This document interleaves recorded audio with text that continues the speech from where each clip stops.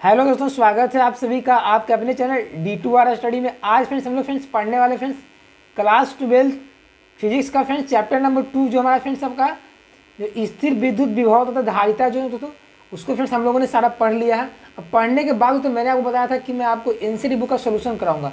दोस्तों जितने NCERT book में दोस्तों न्यूमेरिकल जो दिए गए हैं दोस्तों बुक में आपका, उसको हम लोग आज सोल्व करने वाले हैं। ठीक है, तो इसको ध्यान से समझिएगा कि जितने सारे हम लोग पढ़े हैं, कंसेप्ट को याद किए, उस सारे कंसेप्ट को फॉर्मूले को हम लोग अप्लाई करके आज एनसीईआरटी बुक के न्यूमेरिकल को सोल्व करने वाले हैं। ये पार्ट 1 है फ्रेंड्स। इसके बाद पार्ट 2 आएगा जो कोई बचे हुए क्वेश्चन को हम लोग उसमें सोल्व करेंगे। ठीक है, चलिए पढ़ते हैं। प्रश्न नंबर 1 को क्या कहता है। ये फ्रेंड्स क्वेश्चन बनाने के बाद तो आप एनसीईआरटी बुक का आपका लेवल बढ़ जाएगा।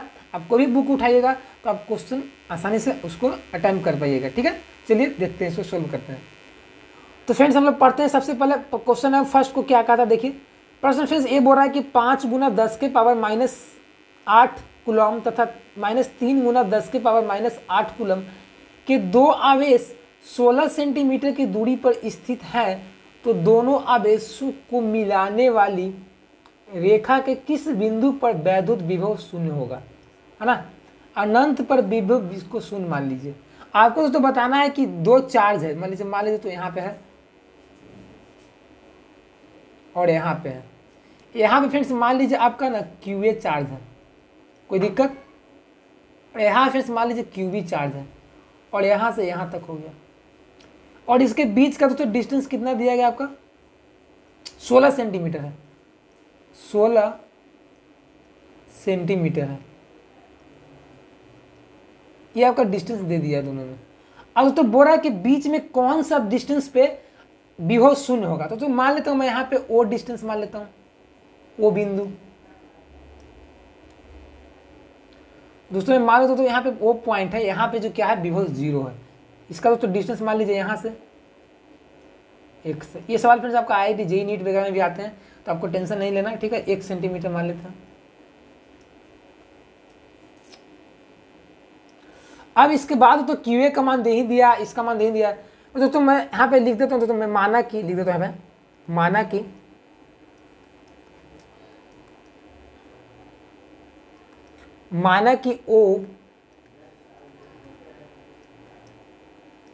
माना कि O बिंदु पर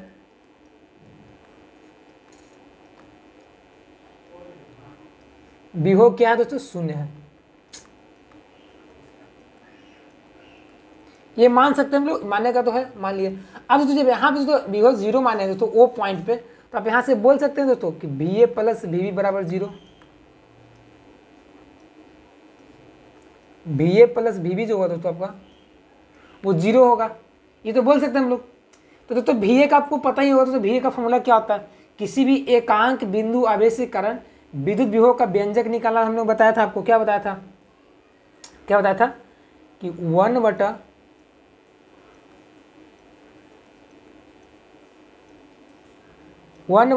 पाई एप्सिलॉन नॉट Q/R हम लोगों ने पढ़ा था। तो चूंकि QA हो जाएगा यहाँ पे प्लस दोस्तों एक और हम लोगों ने पढ़ा था, ये इसका QB के लिए क्या हो जाएगा 1/4 पाई एप्सिलॉन नॉट, और तो यहाँ पे क्या हो जाएगा QB हो जाएगा, अब बटा में R हो जाएगा, बराबर में 0 हो जाएगा। अब दोस्तों यहाँ पे देखिए 1/4 एप्सिलॉन कॉमन ले लीजिए दोस्तों, है ना। तो मैं तो यहाँ पे क्या करता हूँ 1/4 पाई एप्सिलॉन नॉट कॉमन लेता हूँ। तो यहाँ पे क्या हो जाएगा QA हो जाएगा। यहाँ तो R, तो R दोस्तों क्या हो जाएगा, QA का डिस्टेंस तो O पॉइंट से कितना है, QA का दोस्तों O पॉइंट से कितना डिस्टेंस x है ना, तो बटन दोस्तों यहाँ पे x मान लीजिए, प्लस यहाँ फ्रेंड्स क्या हो जाएगा QB हो जाएगा, बटन में से यहाँ पे R हो जाएगा। तो R का दोस्तों डिस्टेंस क्या हो जाएगा दोस्तों, बताइए दोस्तों आप लोग कि Q का दोस्तों O से डिस्टेंस आपका x है, और तो B का कितना हो जाएगा, B के लिए बताइए आप लोग 16 - x हो जाएगा।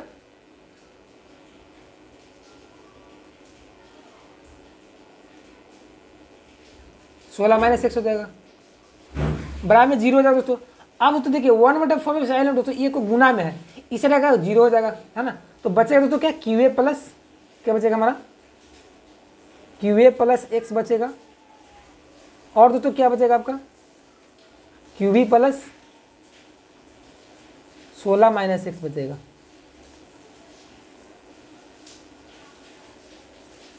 अब देखिए दोस्तों, यहाँ पे क्यू ए का मान पता ही है, आप क्या दिया हुआ है, ये चार्ज कितना 5 में 10 माइनस 8 है, इसको वैल्यू को रख दीजिए। तो 5 गुना 10 के पावर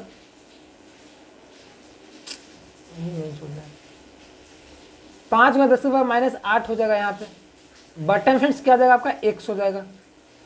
यहाँ से तो क्या जाएगा प्लस, क्यू बी का मान कितना है यहाँ पे -3 है ना, यहाँ पे क्या जाएगा -3 गुना 10 के पावर -8,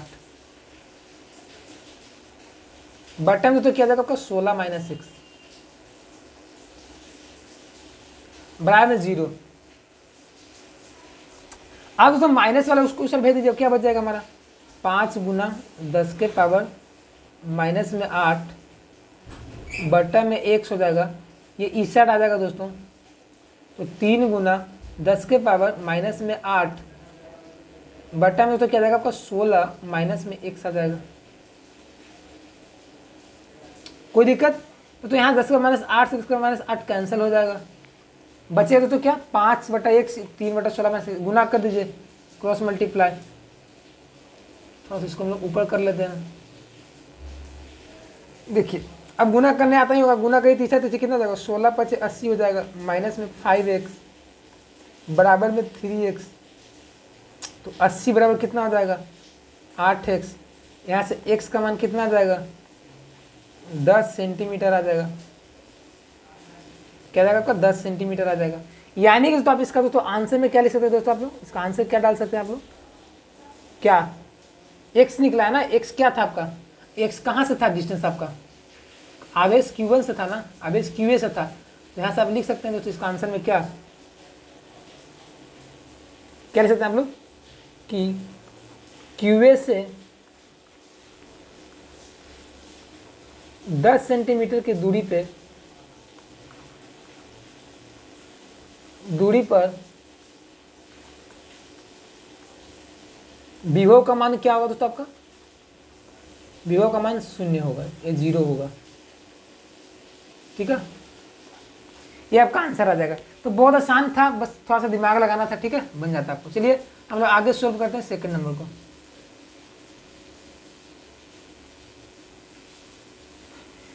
चलिए दोस्तों हम लोग पढ़ते हैं दोस्तों क्वेश्चन नंबर सेकंड को, 2.2 को क्या कहता है। देखिए प्रश्न क्या बोलता है कि 10 सेंटीमीटर भुजा वाले एक समषटभुज, सम मतलब बराबर, षटभुज मतलब 6 भुजाओं वाले, इसके प्रत्येक शीर्ष में 5 माइक्रोकूलम का आवेश है। तो षटभुज के केंद्र पर विभव निकालो, ये निकालना है आपको। षटभुज पता कैसा होता है, देखिए मैं ड्रा करता हूँ। देखिए दोस्तों षटभुज तो होता है इस तरह का होता है, इस तरह का होता है, ठीक है। लेकिन ये बोला जाता है कि इसका भुजा जो है ना आपका बराबर है, ये आपका कंडीशन लगा दिया है। बोला कि सिर्फ केंद्र पे विभव निकालो, तो केंद्र पे विभव क्या हो जाएगा,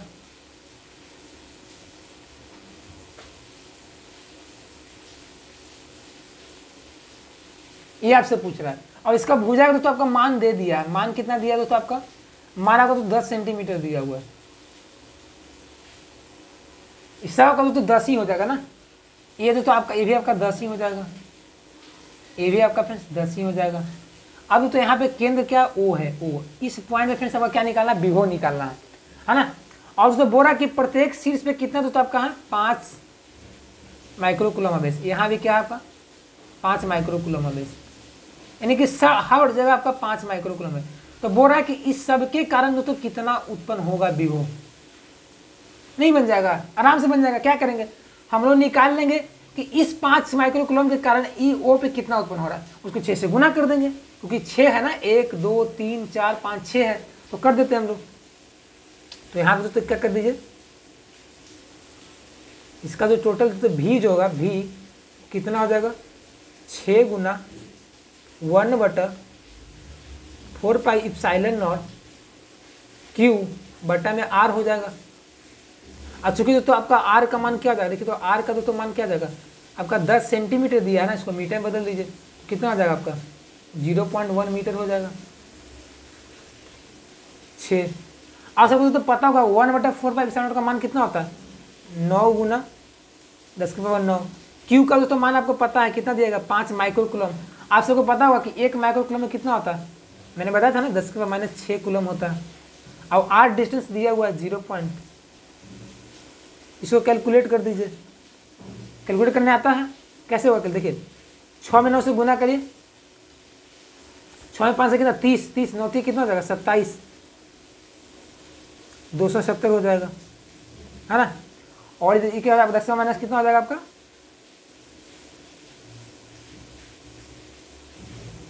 ये आ जाएगा दोस्तों आपका, इसका आंसर आ जाएगा। इसको आप ऐसे भी लिख सकते हैं 27 गुना 10 के पावर 5 वोल्ट लिख सकते हैं, या दोस्तों आप इसको ऐसे भी लिख सकते हैं 2.7 मेगा वोल्ट, ये आपका फ्रेंड्स आपका आंसर आ जाएगा। ठीक है, तो इस तरीके से आपको बनाना है। ठीक है, 2.7 मेगा वोल्ट आपका आंसर आ गया। बहुत आसान सवाल था फ्रेंड्स, ये सब सवाल फ्रेंड्स आपको बहुत ही कॉम्पिटिटिव एग्जाम जैसे नीट है, जेईई है, आपको हमेशा पूछेगा है, बोर्ड में पूछेगा तो इससे कम लेवल का ही पूछेगा। इसीलिए तो मैं बताया था आपको कि यदि एनसीईआरटी बुक को न्यूमेरिकल को सोल्व कर लेते हैं तो आपको इतना एबिलिटी क्षमता बढ़ जाएगा कि आप किसी बुक को सोल्व करना कि आपके अंदर उतना रहेगा क्षमता। ठीक है, चलिए इसको नोट कर लीजिए, हम लोग आगे बढ़ते हैं, थर्ड को सोल्व करते हैं।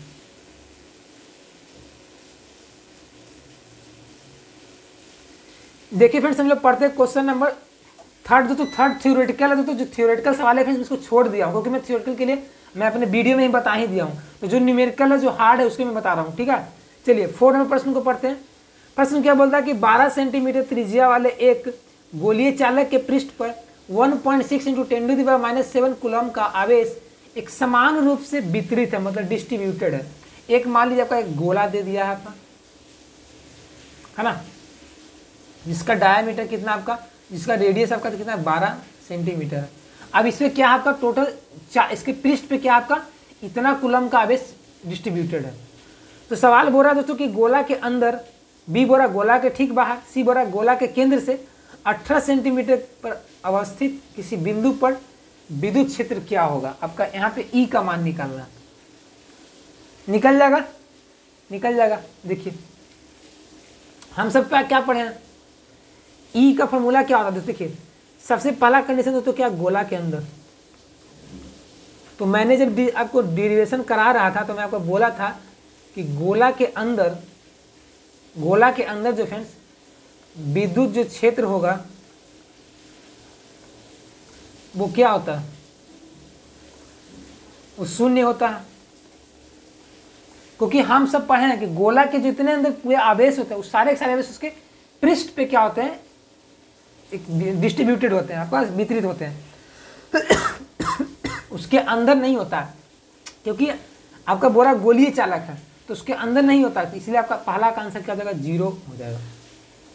गोला के बाहर बोल रहा है कि गोला के ठीक बाहर मतलब जस्ट इसके पृष्ठ पे बोल रहा है, पृष्ठ यानी कि यहाँ पे, मतलब यहाँ पे पॉइंट P है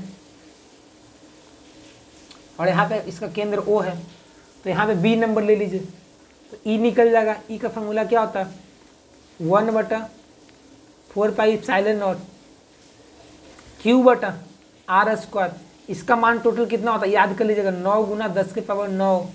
और Q का मान दिया हुआ है, कितना दिया हुआ है 1.6 ×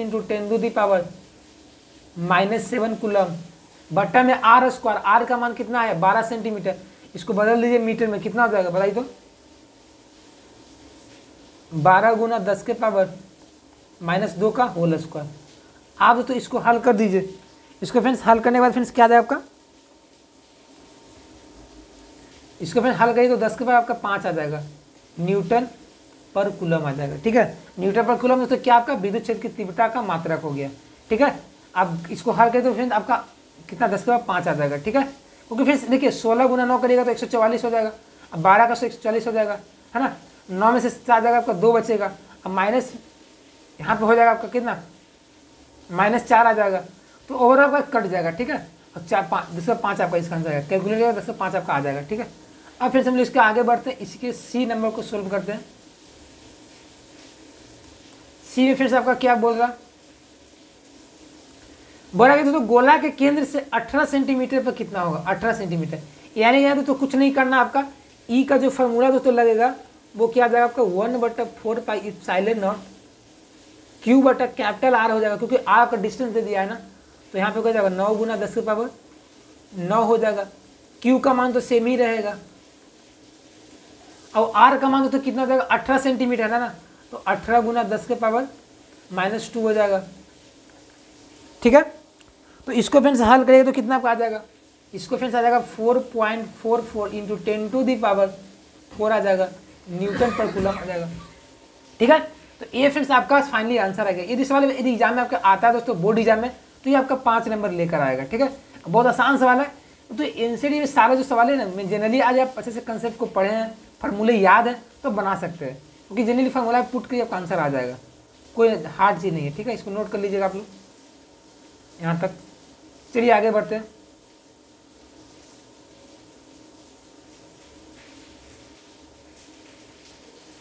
आगे फिर हम लोग सोल्व करते हैं। फिर क्वेश्चन नंबर 5 को क्या करेंगे, पढ़िए प्रश्न क्या बोलता है कि एक समानांतर पट्टिका संधारित्र जिसकी पट्टिकाओं के बीच वायु भरा है ना, जिसकी धारिता 8 पिकोफैराड है।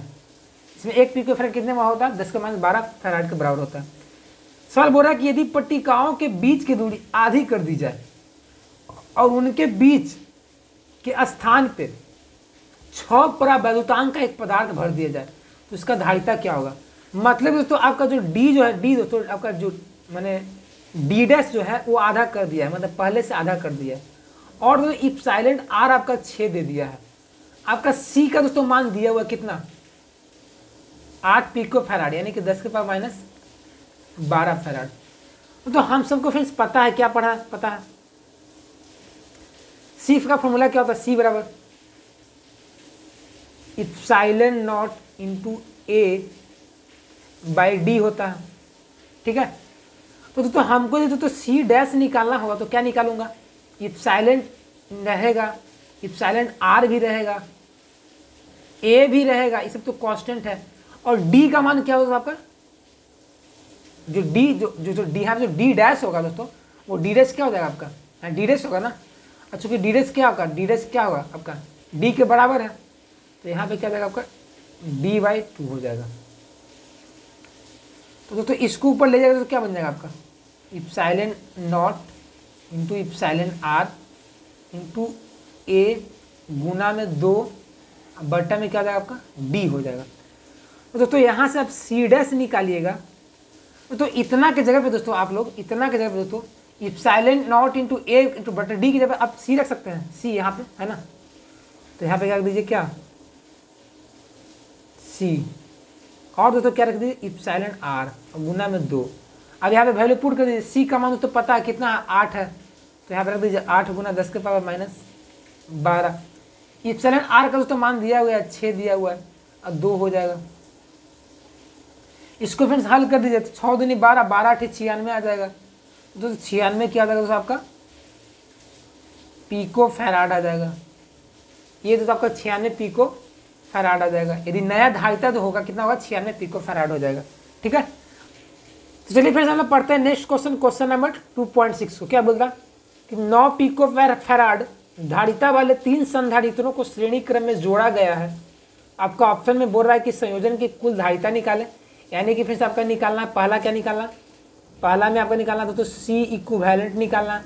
बी में निकालना है कि यदि संयोजन को 120 वोल्ट के संधारण मतलब सप्लाई से जोड़ दिया जाए तो प्रत्येक संधारित्र का विभवांतर क्या होगा, मतलब आपका भी निकालना है टोटल, है ना।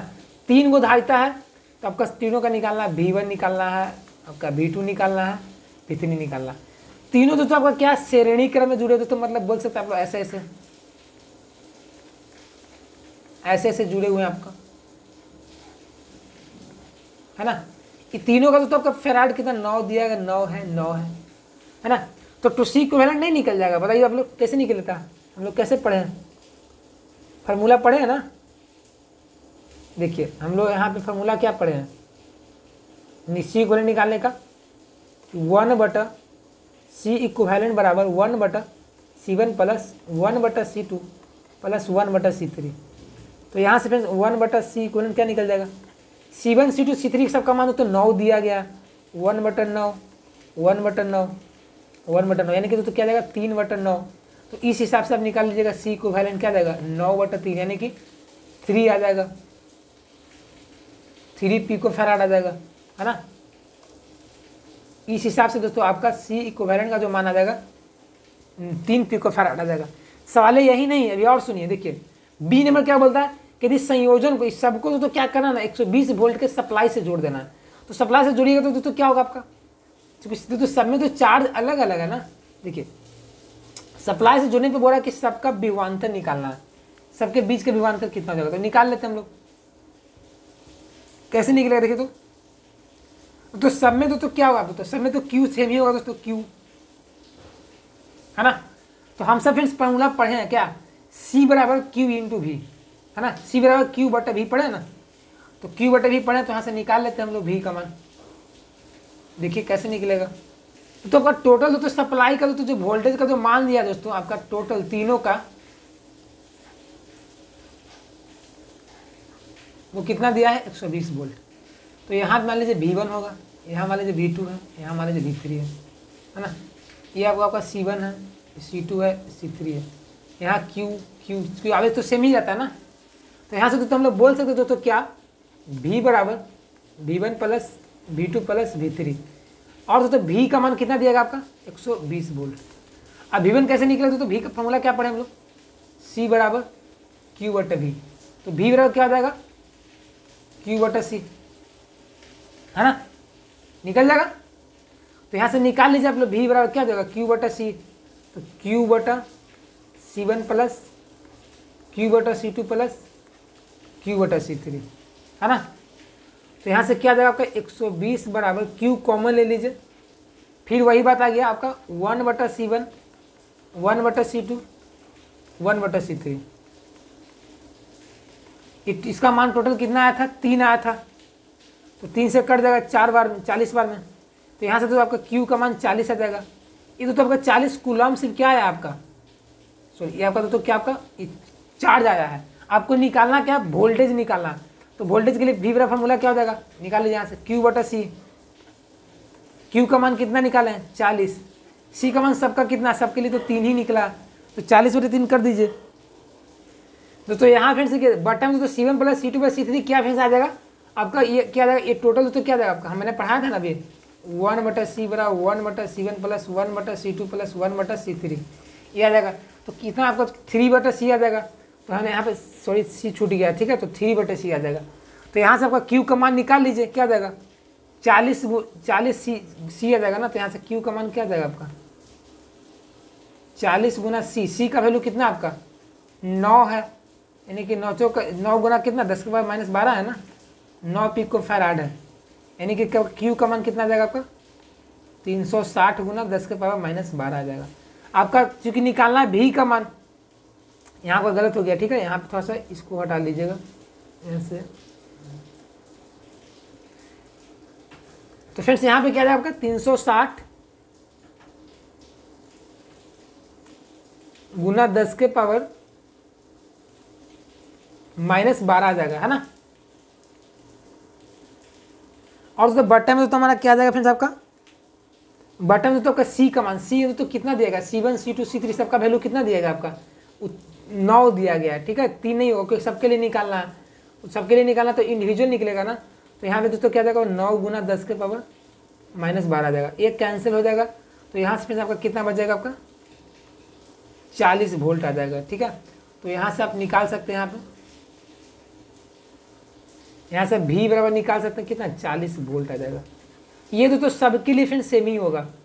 यदि आप देखा जाए V1 हो V2 हो सॉरी बराबर में V3 हो, इस सब फिर से कितना 40 वोल्ट ही आ जाएगा, तीनों पे आपका 40 वोल्ट ही आ जाएगा, ठीक है। ये आपका आंसर आ गया, ठीक है। तो इस तरीके से हम लोगों ने हल किया, सवाल बहुत आसान होते हैं, तो थोड़ा सा आराम से बनाना पड़ेगा, ठीक है, तो थोड़ा सा में गलती हो जा सकता है, ठीक है। तो इसको बस नोट कर लीजिए सब सारे सवालों को, ताकि आपको हमेशा याद रहे कैसे बनता है। तो दोस्तों कैसा लगा दोस्तों आज का क्लास, अच्छा लगा ना, कुछ सीखे हेल्पफुल था, तो प्लीज़ वीडियो को लाइक कर देंगे।